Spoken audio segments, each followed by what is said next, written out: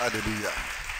Vous savez, il est important de savoir que lorsque nous venons sur cette terre, c'est parce que Dieu a permis qu'un homme et une femme, qu'on appelle des mariés, puissent nous mettre au monde. Donc quiconque est né, qu'il soit petit, jeune, ou qu'il soit aujourd'hui adulte ou même vieillard, quelque part, qu'il ait en esprit qu'il est né dans une maison familiale.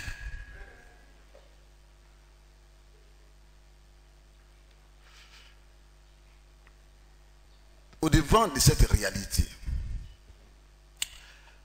nous comprenons donc que la naissance d'un homme et d'une femme dans une maison familiale, quelque part, déterminera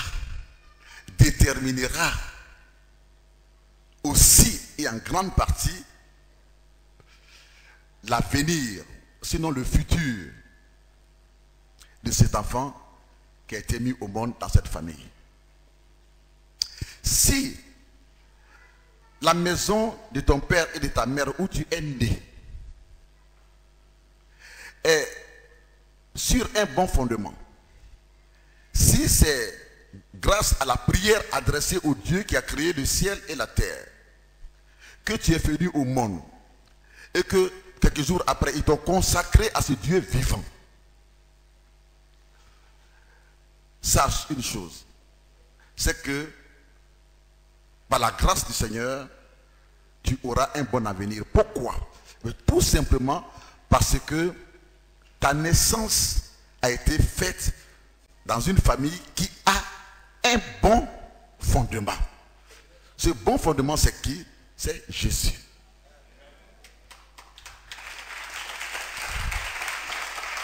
À partir de cet instant, les paroles déclarées sur toi par tes parents, les prophéties du pasteur qui t'est consacré sur ta vie, te font entrer dans une alliance avec Dieu qui démontre clairement que toi, tu es différent parce que tu es né sur un bon fondement. Donc, le fondement a ses bénédictions. Et ces bénédictions vont t'accompagner tout le reste de ta vie. Ton avenir sera meilleur. Parce que le fondement, il parle. Il parle. C'est une alliance. Tes parents ont fait avec le Dieu vivant. Bénis-moi Seigneur, donne-moi des enfants et bénis ces enfants. Donc tu vis au monde en étant déjà béni. Tu grandis avec la parole de Dieu, avec les chants de Dieu, tout petit comme cela. Jésus-Christ aime les petits enfants, la Bible me le dit. Jésus-Christ aime les petits enfants, la Bible me le dit. Il m'aime aussi, je sais qu'il m'aime aussi, moi aussi. Jésus-Christ aime les petits enfants, la Bible me le dit. Ça, je connais ça tout petit. Pourtant, aujourd'hui, je suis un vieillard. Mais je connais ça tout petit. Mais je n'ai pas oublié, c'est ce que mes parents m'ont appris. Et c'est ce que je transmets aussi à mes enfants. C'est tout un héritage. Le fondement, le bon fondement. Parle à ta faveur, parle à ta faveur, parle à ta faveur, parle à ta faveur, parle à ta faveur. Alléluia. Mais si tes parents adoraient les ignames, ils adoraient les arachides, les choses qu'on mange, c'est ça ils adorent. Ils adoraient les avocats, les animaux, les poissons, l'eau, la pluie, les étoiles. Et qu'ils faisaient des sacrifices à ces choses-là. Et que leur vie était liée à cela. Bien-aimés, il serait difficile que ton avenir, que ton futur puisse être béni. Vous savez pourquoi? Et parce que c'est lui qui est derrière ces adorations, qu'on appelle les génies, appelés les démons. Et leur chef, Satan le diable, quand il te donne avec la main gauche la bénédiction, ne pense pas que ça va durer. Ça ne va pas durer. Ça ne va pas durer. Après, il te l'arrache violemment avec la main droite. C'est-à-dire que tu es béni jusqu'à un certain moment, tu ne vois plus les bénédictions. Et c'est des malheurs, les choses violentes qui te surprennent dans ta vie. Soudainement, le malheur vient à gauche et à droite, à gauche et à droite. Et ce qui est grave, ça te traverse, ça va sur tes enfants, sur tes petits-enfants. Et puis les pauvres, ils payent des péchés de leurs parents, des péchés de leurs ancêtres, des péchés de leurs grands-parents. Ce péché, c'est quoi? C'est le péché de l'idolâtrie. Qu'est-ce que tes parents ont fait pour te mettre au monde? Qu'est-ce qu'ils ont fait? Qu'est-ce qu'ils ont adoré? Ont-ils prié Dieu? Où sont-ils allés adorer des bois, des arbres, des cailloux? Quand tu es né toi-même et que tu as commencé un peu à grandir, qu'est-ce que tu les voyais adorer? Dans une de leurs chambres, qu'est-ce qu'il y avait là-bas? Le kadari. Tu te souviens très bien. C'est tout ça là qu'on appelle être né sur un mauvais fondement. Et puis malheureusement, il y a des conséquences. Parce que quand les parents n'adorent plus, ou bien vous qui êtes nés les enfants, quand vous refusez d'adorer, de suivre les pas de vos parents dans cette mauvaise adoration, mais les génies, les démons qui sont derrière ces fondements parleront contre vous. Au moment où vous êtes devant un grand bonheur, non, ils parleront, ils vous réclameront. Le fondement, il parle. Il parle. Quand vous n'aurez pas le fondement, quand vous ne faites plus de sacrifices, les génies se lèvent contre vous. C'est toute une confrérie incroyable. Ils vous laissent vous fatiguer. Et au moment où vous êtes devant, à la porte même de votre bénédiction, de votre bonheur, tout s'écoule. Il faut écouler tout sur vous. Pourquoi? Et parce que c'est eux le fondement de votre vie. C'est sur eux que vous êtes nés. Et même quand vous êtes chrétien, et que ces fondements n'ont pas été brisés, détruits, dans l'exercice du ministère de la délivrance, et catapultés, les génies qui sont, les démons qui sont derrière, dans les abîmes ou dans les lieux arides, pour rebâtir un nouveau fondement, celui de Jésus. Bien aimé, vous pouvez être chrétien, avancer et avancer, mais après vous reculez et tout se gâte, et tout se gâte. C'est pour cela que dans les églises, les gens ne sachent pas le mystère de la thématique des fondements. Les gens ne le sachent pas, ne l'enseignent pas. Beaucoup sont dans les églises, l'église est bien remplie, mais il n'y a que ceux qui ont des percées, ceux qui réussissent réellement, ce qu'on appelle la réussite, qui possèdent leurs possessions, qui possèdent des terrains, des patrimoines, à tous les niveaux. Ils sont peu, même dans les églises. Les autres vont, à un certain moment, ils reculent. Et ils sont éternellement dans des salles de délivrance. Ils font un an sans aller à la délivrance, mais la deuxième année, tout s'écroule. Les voici encore à la délivrance.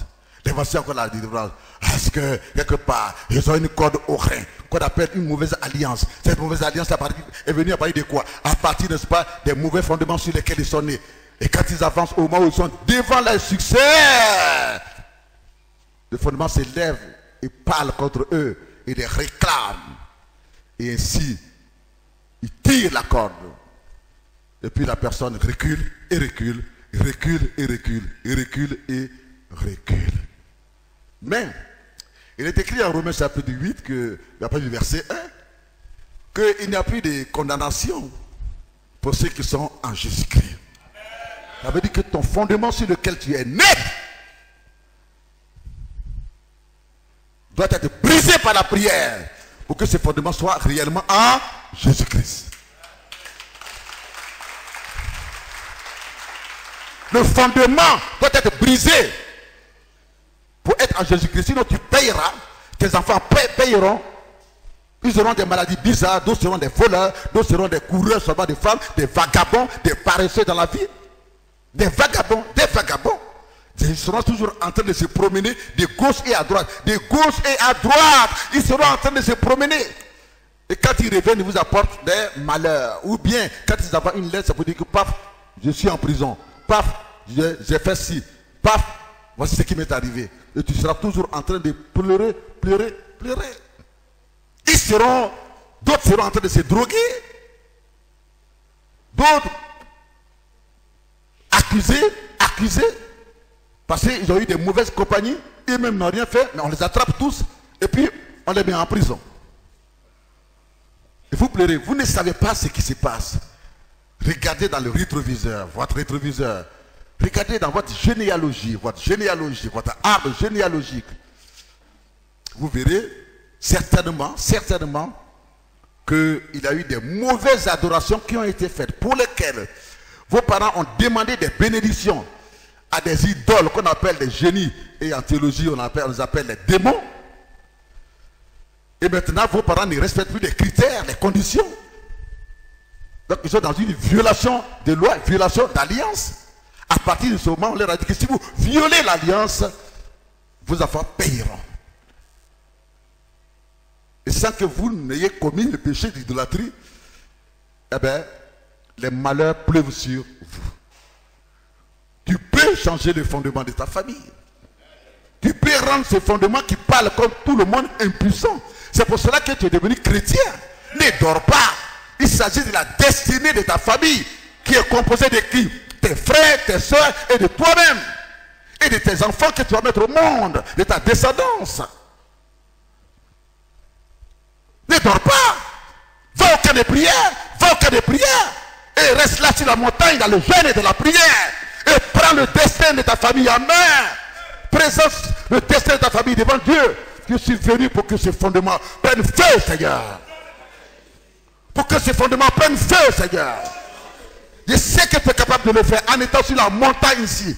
Je déclare des paroles. Je prophétise. Le combat prophétique. Et l'onction de Dieu a fait toute la différence. Alléluia. Alléluia. Tu es converti, tu viens à l'église, tu attends ces paroles. Parce que Dieu, dans son plan, c'est toi qui l'a choisi, femme ou homme, pour détruire, briser les mauvais fondements dans ta famille, afin que, évidemment, la destinée de ta famille puisse changer.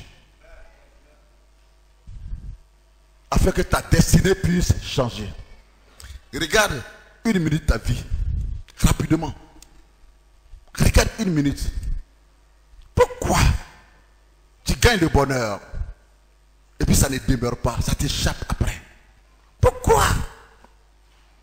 Tu payes tes dîmes, tu payes ici. Tu aimes Dieu, tu ne vis pas dans le péché peut-être.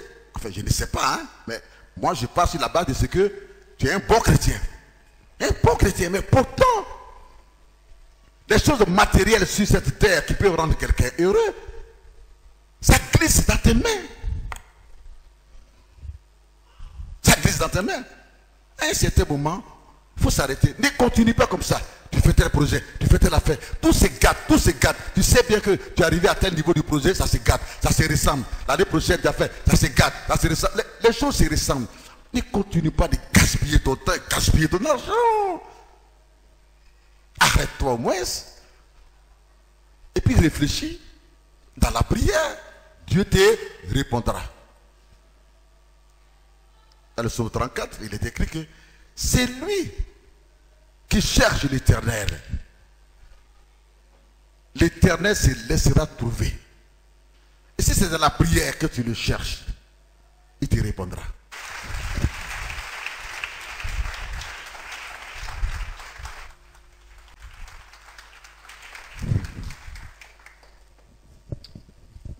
Gloire à Dieu. Ce n'était que l'introduction de mon énième message sur les mauvais fondements et les mauvaises alliances. Dans le livre de Ruth, la Bible parle d'un homme qui s'appelait Elimelech. Il a quitté la ville de Bethléem en Israël avec sa femme qui s'appelait Naomi et ses deux enfants, Malcolm et puis Elijon. Ces deux garçons. Et puis il a immigré. C'est-à-dire qu'il allait à l'aventure, il allait en voyage dans un pays à côté, chez les Moabites. Quand il est arrivé, il s'est installé. Il s'est installé. Il s'est installé. Ça veut dire qu'au départ, tout allait très bien pour lui. Sur le plan matériel, sur le plan financier. Il n'est pas retourné à Bethléem en Israël. Mais s'il s'est installé là, ça veut dire que les choses marchaient bien pour lui. Ses enfants, donc, ces deux garçons se sont mariés aux filles de ce pays-là. Donc, une s'appelait Orpa et l'autre s'appelait Ruth. C'est Ruth plus tard qui va être de la généalogie même du Seigneur Jésus.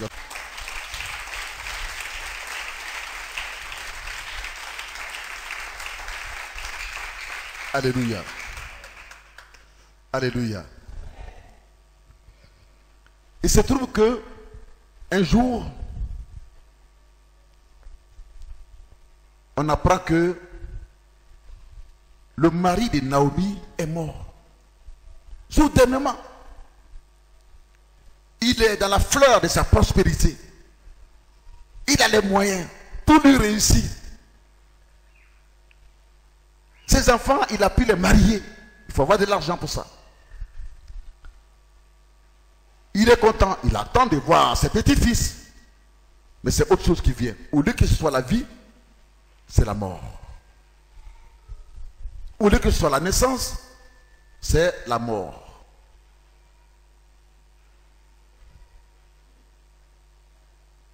Naomi vient de perdre son mari. Il lui est resté ses deux garçons.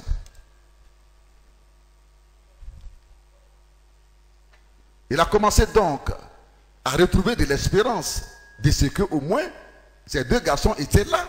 Et quand il voit ces deux garçons certainement ressemblent à leur papa, parlent comme leur papa, font les choses comme leur papa.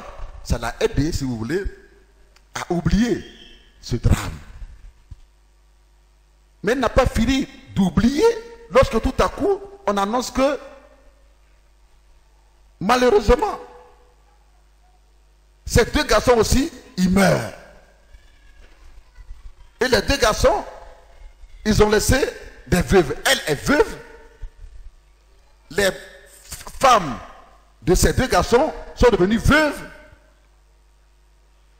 Et la maison est devenue une maison de silence. La maison familiale a perdu sa gaieté, a perdu la vie. La mort a ravagé. La mort a ravagé. Alors, elle s'est dit que je suis dans la désolation. C'est-à-dire que je n'ai pas de mots pour expliquer cela. Ce qui me reste à faire, c'est que je retourne à Bethléem en Israël. Et que je suis venu chercher le bonheur ici, mais c'est plutôt le malheur que j'ai reçu. Je n'ai plus le droit de rester là. Alors, elle a dit à ses deux belles filles, Orpa et Ruth, de retourner chez leurs parents. Orpa dit, merci, belle-mère, merci beaucoup. Et elle a dit au revoir et elle est partie. Ruth lui a dit non. Non. Je reçois beaucoup de compassion pour lequel mon amour pour ton fils que j'avais marié dépassait le stade seulement de ton fils. Pour moi, c'est ta famille que j'avais épousée. Je t'aimais aussi. Je ne veux pas te voir retourner seul. Tu es venu avec des enfants. Et tu retournes seul. Considère-moi aujourd'hui comme ton enfant. Ton peuple sera mon peuple. Ta famille sera ma famille. À partir de cet instant, divinement, de façon prophétique, selon les paroles de Ruth, une alliance venait d'être faite et elle venait d'être admise au sein du peuple d'Israël, le peuple qui a une alliance avec le bon Dieu. Le fondement maléfique qui était sur Ruth venait d'être brisé, détruit par cette parole. Elle venait de recevoir la délivrance et elle venait d'entrer par cette alliance sur un bon fondement, le fondement que Israël a. On acclame le Saint-Esprit.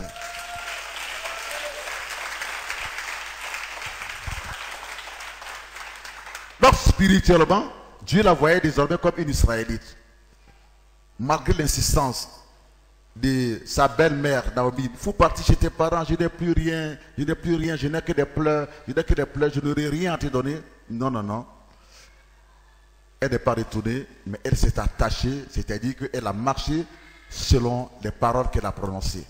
Un homme, une femme, un vrai homme, une vraie femme, c'est celle qui, un vrai homme, c'est celui qui respecte sa parole, qui honore sa parole en accomplissant sa parole. La parole, ça compte beaucoup. Ça compte beaucoup. Tu attends ce matin. Donc si tu es un menteur qui chante des paroles à tout moment, tu te dédies à tout moment, fais très attention. Ne t'amuse pas avec ta destinée. La parole, il y a la puissance dedans. Quand c'est bien prononcé, ça te suit et ça te bénit. Mais quand c'est mal prononcé, ça te crée des problèmes. Ça te crée des problèmes.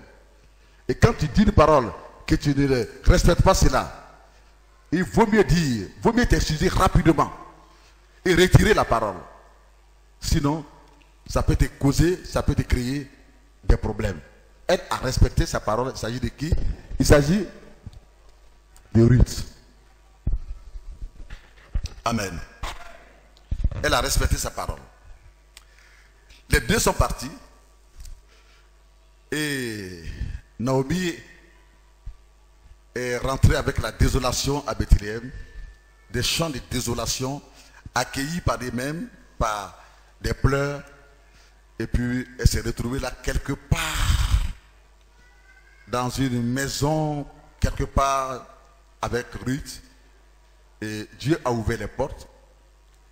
Et Ruth, par la grâce du Seigneur, s'est mariée à l'homme même le plus riche de la ville, qui s'appelait Boaz.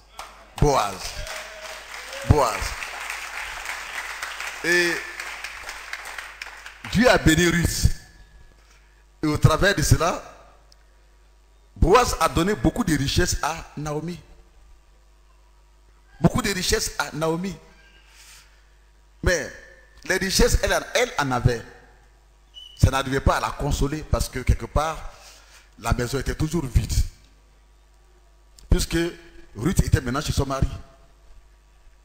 Et plus tard, Boaz a connu sa femme Ruth, qui l'aimait très bien. Ils ont eu un enfant à qui ils ont donné le nom de Obed. Est-ce que vous êtes dans le message? Est-ce que vous êtes dans le message? Est-ce que vous êtes dans le message? Vous êtes dans la révélation. Gloire à Dieu. Obed. Naomi dit, mais Obed, un garçon. Et ce Obed, il a grandi. L'ennemi ne pouvait pas le toucher. Il ne pouvait pas le toucher. Parce qu'il est né sur un bon fondement. L'ennemi ne pouvait pas le toucher. Pourtant, cet enfant avait une grande destinée. Grande destinée. L'ennemi en était jaloux, certainement. Le diable était jaloux. Il aura peut-être tout fait. Mais il ne pouvait pas toucher à cet enfant. Naomi a retrouvé la joie. Et les gens, les femmes du village ont commencé à entonner des chansons, composer des chansons pour dire Naomi l'a délaissée, aujourd'hui elle est devenue une Naomi bénie. Elle vient d'avoir un joli fils qui grandissait très bien. Obed a grandi et il s'est marié. Quand il s'est marié, il a eu un fils. Et il lui a donné le nom d'Isaïe. Le père du roi David.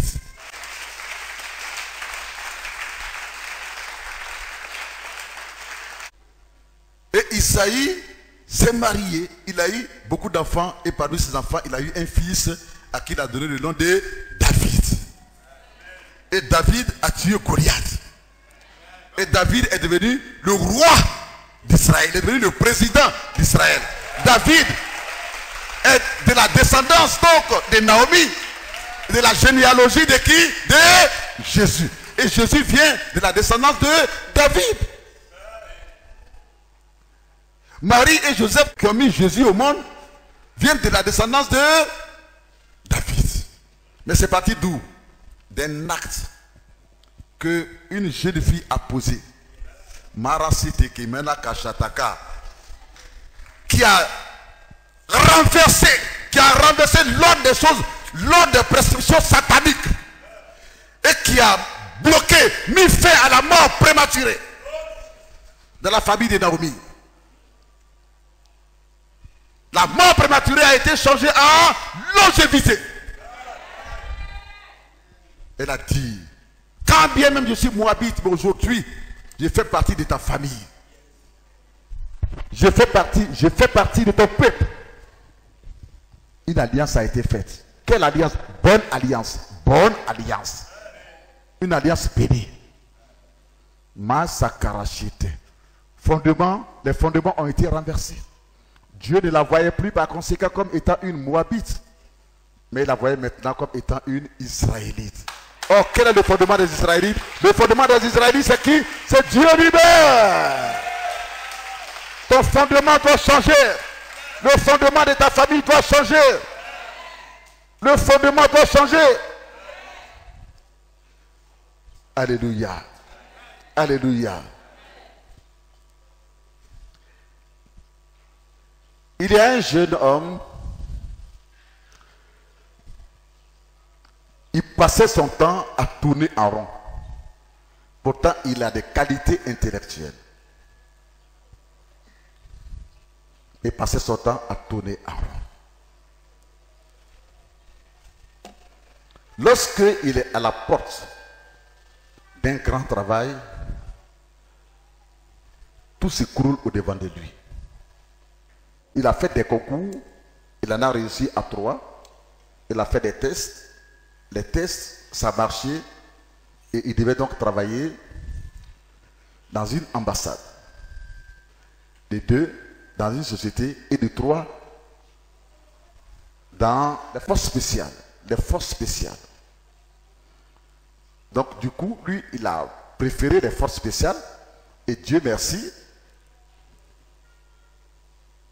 il était prêt donc à aller au Maroc pour faire une formation.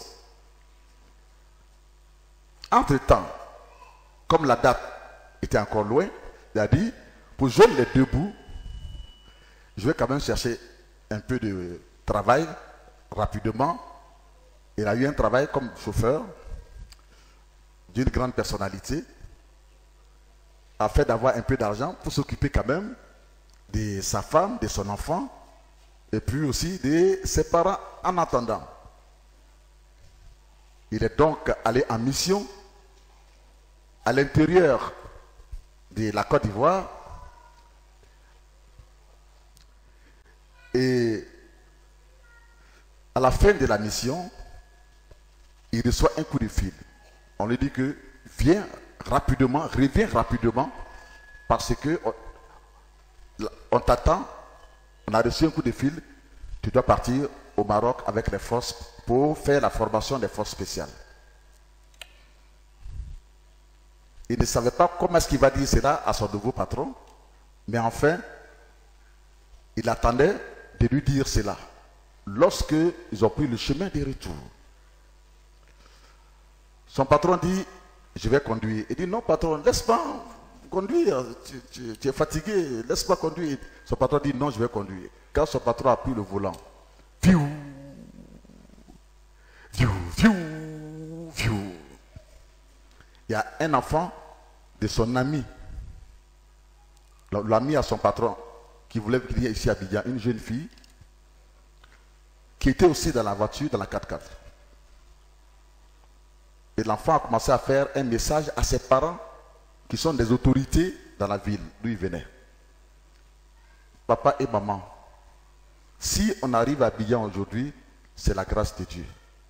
Sinon, la manière dont tonton roule, vraiment, je ne pense pas qu'on va arriver à Abidjan. Et lui, le jeune homme, il dormait dans la voiture. Et son patron fait des dépassements n'importe comment. Arrivé à un corridor, au lieu de ralentir, il ne ralentit pas. Et puis, bah, nez à nez, il percute un camion. Il meurt sur le champ. Le patron meurt sur le champ. La fille meurt sur le champ. Et puis, lui, quand il se réveille, il est entouré de gens. C'est-à-dire qu'il a été projeté de la voiture et sur le trottoir. Quand il se réveille, tous ses restes sont cassés.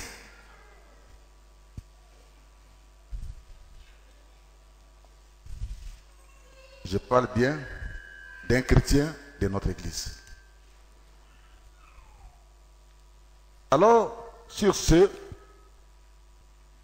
il s'est retrouvé à l'hôpital. Et sa mère est venue plus tard le voir. Ça allait un peu bien chez lui maintenant.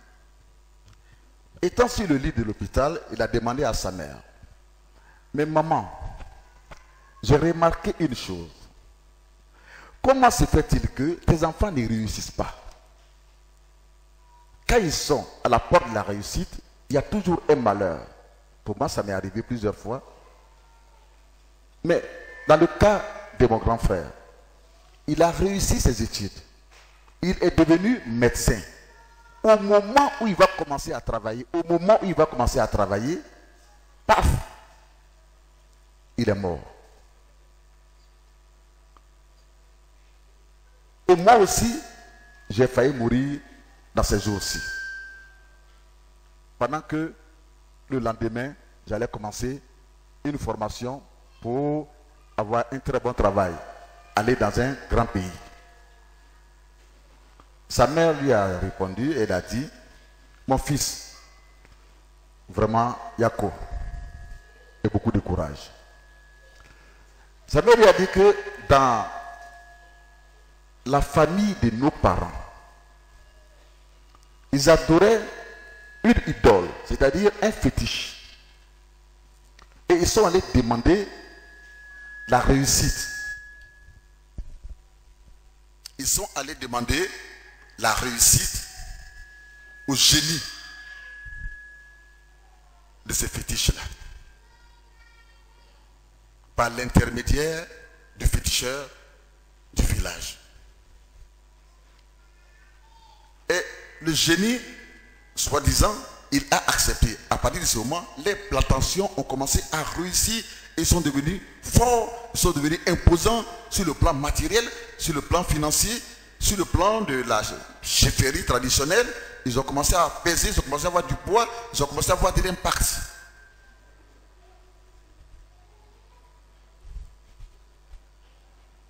Mais, dans les critères de ces contrats, le génie leur a dit au travers du féticheur que le jour que vous n'adorerez plus cette idole, ce fétiche, les choses vont se tourner à mal contre vous. Vous allez perdre vos richesses, vous allez perdre vos bénédictions et en contrepartie, vos enfants ne pourront jamais être au sommet. Ils ne pourront jamais arriver au sommet. Ils ne pourront jamais traverser une porte. D'autre part, s'ils se trompent et qu'ils réussissent ou ils traversent cette porte et qu'ils deviennent cadres, ils mourront. Ils ne vont pas avoir 5 francs de ce travail et ils mourront. Et les parents savaient cela. Et ils n'ont pas dit ça à leurs enfants. Et la maman lui a fait comprendre que mon fils, malheureusement, personne n'adore maintenant ces fétiches et personne même ne fait même des sacrifices, c'est-à-dire des offrandes, donner des ignames, donner des moutons, des cabris, des poulets à ces sacrifices, à cette idole. Et c'est pour cela que nous, les enfants de nos parents et nos enfants que nous avons mis au monde, nous sommes en train de payer et vous êtes en train de payer. Ça vient de si loin. L'enfant dit, ah bon, ça veut dire que notre destinée, notre réussite, vous avez vendu cela alors. Elle dit, c'est pas moi, mais ce sont mes grands-parents qui sont allés faire cette adoration, qui ont vendu cela. Il dit, mais pourquoi est-ce que vous ne nous avez pas dit tout ça? Et puis on lutte, on lutte. Vous savez combien de fois on lutte, on est intelligent à l'école. Mais on n'arrive jamais à avoir une percée. On est toujours les derniers, ou bien on tourne toujours en rond.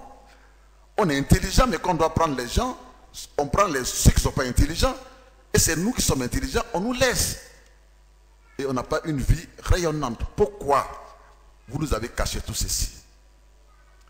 Elle dit, mon fils, pardonne-moi, mais c'est Dieu qui fait qu'aujourd'hui je te dis. Il dit, mais si j'étais mort, à partir de ce moment-là, ils se sont réconciliés en se demandant pardon. Et l'enfant a pris l'engagement de réellement donner sa vie, réellement bien donner sa vie à Jésus. Il a dit, je ne manquerai plus à l'église. Je ferai l'œuvre de Dieu. Je servirai Dieu à ma manière. Et par la grâce du Seigneur, il a respecté cet engagement. C'est la raison pour laquelle vous voyez Didier, où il est. Et voici qu'il est là.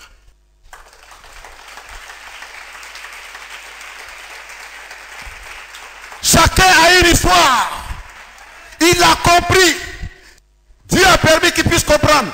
Je prophétise au nom de Jésus que ce fondement maléfique qui t'influençait négativement est brisé aujourd'hui. Cette mauvaise alliance est brisée aujourd'hui. Elle est brisée aujourd'hui. Elle est brisée aujourd'hui. Au nom de Jésus, sois rétabli, sois établi sur le fondement qui est Jésus et reçois les bénédictions, les grâces, la réussite, les percées qui viennent de ce beau fondement qui est Jésus.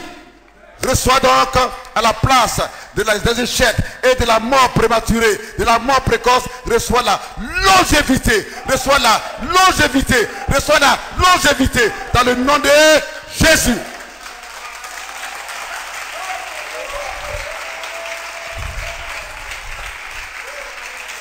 Tu as l'autorité de Jésus, le pouvoir de Jésus, d'utiliser la parole, cette parole par laquelle Dieu a tout créé. Jésus en toi est la parole. Jésus en toi est la parole. D'utiliser la parole qui est Jésus. Les paroles de la Bible. Pour changer la situation par laquelle tu passes. Pour changer la destinée malheureuse de ta famille. La destinée malheureuse de laquelle tu es. Les plans, les programmations. Tout ce que le diable a programmé contre toi depuis ta naissance peuvent être brisés, anéantis. Et tu peux les remplacer par des bonnes paroles. C'est ça la différence. D'être sacrificateur de Jésus et être sacrificateur du diable. C'est ça la différence. D'être un marabout, un féticheur et être un pasteur.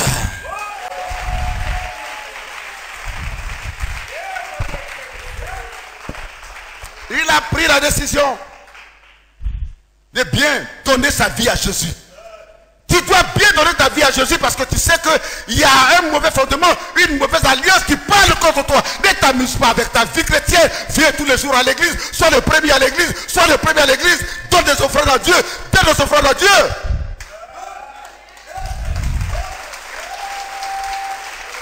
Aime Dieu. Ne t'amuse pas avec ta destinée. Révolte-toi contre ta situation.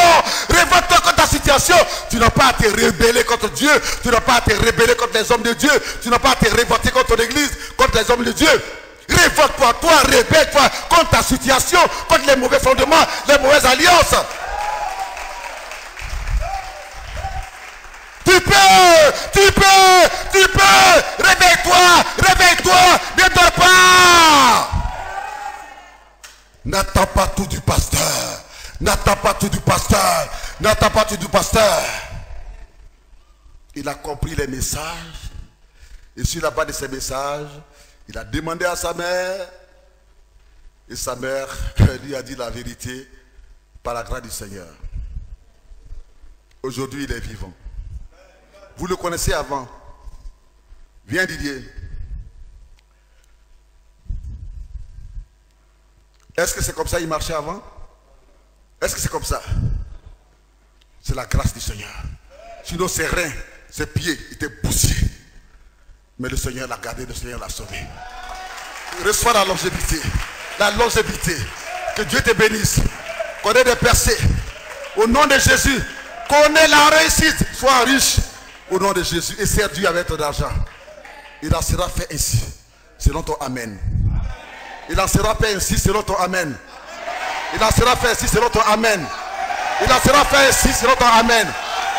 Au nom de Jésus. Alléluia. On acclame le Seigneur pour les prophéties. On acclame le Seigneur.